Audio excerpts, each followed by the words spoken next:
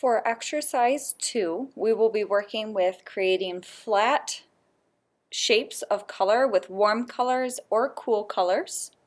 Your boxes will be 1.25 inches by 1.25 inches. Doesn't matter if it's a little bit bigger or a little bit smaller. And then the bottom boxes are going to be 3.5 by 1 inches. It's okay if it's a little big, a little small. So I have my warm colors set out here, and then my cool colors set out as well on the bottom. All of these colors are included in your kit, and I separated these so it's easy to see. Some of these colors are red, orange, yellow, pink, and our peach, and then kind of our rusty red color. And then we have our lovely yellowish rusty color. And then we have our light green, our dark green, light blue, dark blue, and purple.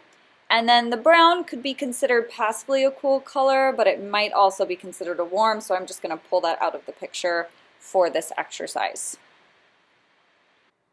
So for this top exercise, we are going to be working with warm colors, one warm color, and one cool color.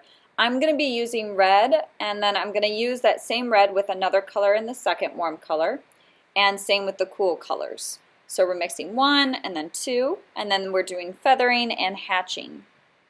So for the first one, I'm going to use my red, and then I'm also going to use my blue. So on the top 2 shapes, we're going to try to make as flat and even as a color as possible. Then the bottom 2 shapes, you're going to be blending back and forth with these different colors. So 2 warm colors and 2 cool colors. I'm going to be using red and blue for the top, and then the bottom ones I'm going to use red and orange, and then blue and green. So as you can see, I'm going around and filling these nice and flat. And then for the bottom 2, I will be going back and forth with the colors. So once you see, I'm going to put down red, then orange, then red, then orange, going multiple directions and cleaning up those edges. And I do the same with the green and the blue. Multiple directions, all going in different directions, keeping it nice and even. So for the feathering, we will be using pink and red. So feathering is the gradual transition from one color to another, and it creates this by using linear strokes, so almost line-like strokes that contour the space. So it follows the shape of the space. And if this was curved or anything, it would follow the contour of that curve. So first and foremost, we want to have a smooth transition. I'm going to be using red and pink. So first I'm going to start off by covering about half of the area lightly with red. I like to get this kind of laid down. So the key with transitions and oil pastels is to fully cover the area. I don't want to see any of the little white schniblets, okay, the little white dots that are between. So I am going to put color on both sides, and I'm going to let it stay a little bit thinner towards the middle, and then a little bit more saturated on the ends, as you can see. I will be creating that transition in that middle area. So remember, craftsmanship is still important. Oil pastel does help to get it more saturated and more solid when you go in multiple directions. And we definitely want these sides to be fully solid because we don't want to create a blending of colors. We want to create a transition from one color to another. So now I'm going to come in with the pink and do the exact same thing, going towards the red. You'll notice when working with pink and a few of the other colors that they are not as solid or opaque as maybe say the red or the white or the peach. So pink is a little bit more see-through, so it's going to be a little harder to fully cover the area. And you'll notice I'm going up and down and in different directions. You'll also notice if I have like a chunk of oil pastel on there, you just smush it in and blend it right out.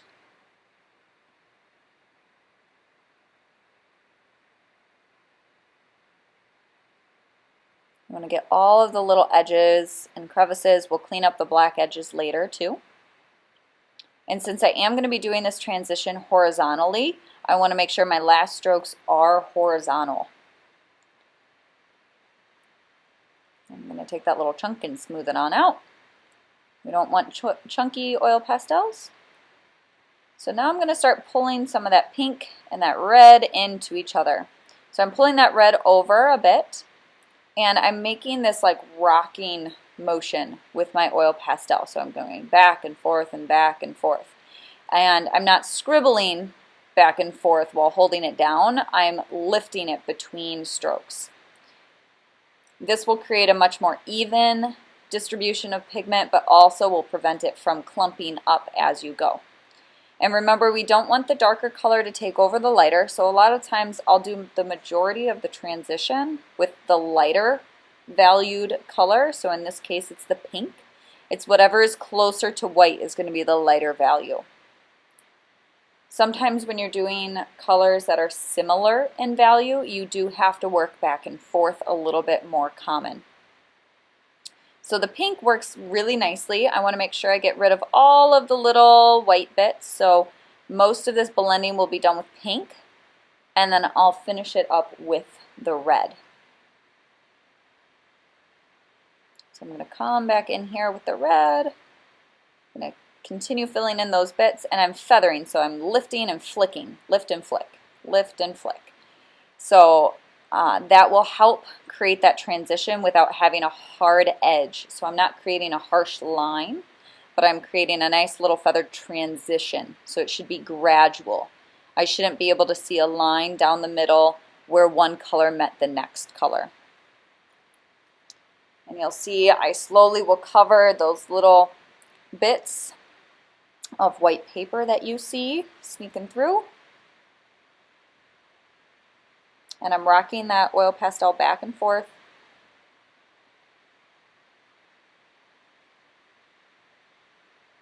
And now coming back in with the pink, you can kind of see a red like kind of line down in there. So I'm going to use that pink oil pastel to kind of rock back and forth to get those transitions a little bit more smooth and consistent. Getting rid of all the little white bits. So you see it gets smoother and smoother as I work. And if there's like a bigger chunk of color like in that bottom area, I can just smooth that out using the other color. I'm going to come back in with the red because there are a few more little white bits. Sometimes you have to go in a different direction. Just always finish with the horizontal lines. And if I were to make these like little pink marks that sometimes happen with that lighter color, what I can do is just come back in with that darker or the color that's on that side and just blend it outward. And it just kind of disappears. Now if I were to make a dark chunk in to the lighter side, I can come in with my pen cap and kind of scrape it out, which yes will lift up both colors, and I'll wipe it off on my paper towel. And then I can come back in with that pink going towards the red. It's always important to go towards that color, and I can fill that right on in. And then make sure to get those little edges nice and neat. Fill in all the last little bits. And we're set. Nice and smooth transition. And remember to finish your piece with horizontal lines following the contour of the shape. So in this one, we're going horizontally. So now for hatching. So hatching is often used in pretty much any type of art material. We have used it in graphite. We've also used it with pen and marker. So for oil pastel, hatching is defined as lines that are straight and placed next to each other to create texture or value. The closer they are together, usually the darker the value, or in this case, the more condensed the color.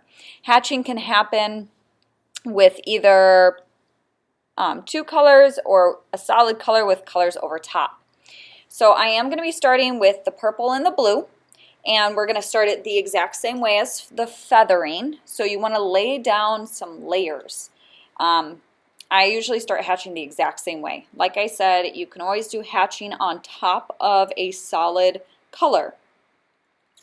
But in this case, we are creating a transition from blue to purple. So I'm going to have it be more saturated on the edges. So definitely more solid colors, just like above. Okay, so we want it to be nice and saturated.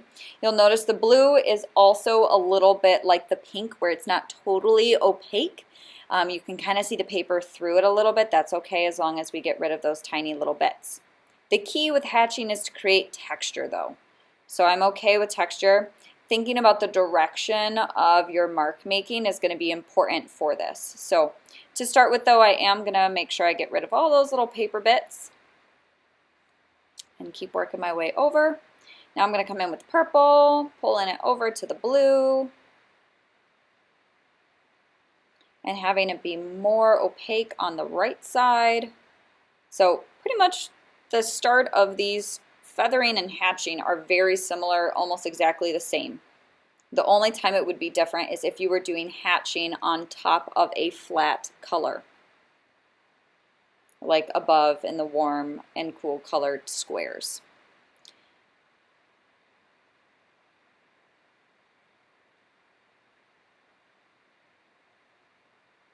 So now I'm going to start pulling this purple a little closer to the blue, start using my hatch marks. So sometimes people end up doing too long of hatch marks, so it starts looking like feathering, but I'm going to use the very edge or the tip of my oil pastels, so the little sharper corner, and I'm going to be making short little strokes. So hatching, the key with it is the short strokes. We don't want them to be long and smooth like the feathering. I will say with oil pastels, they tend to look like feathering to start with. So sometimes it does take a couple of passes to make it look like hatching, especially if you are doing a transition like I am right here.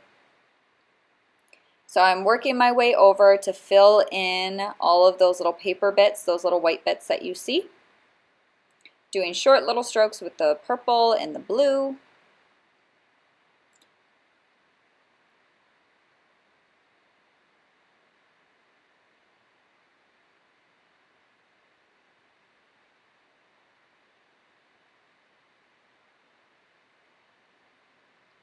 And this does take a bit of time, so you just have to have patience building it up.